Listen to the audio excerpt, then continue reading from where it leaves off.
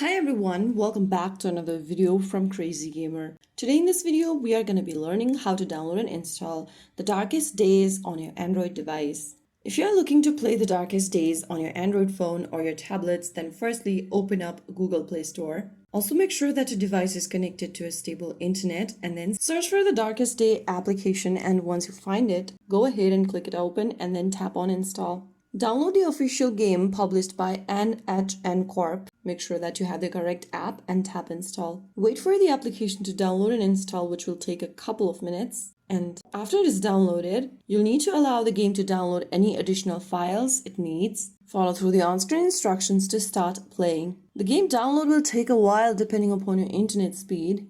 The game is 3.48 GB heavy, and then it'll take a while to download and install. So that is how you can easily download and install The Darkest Days on your Android device.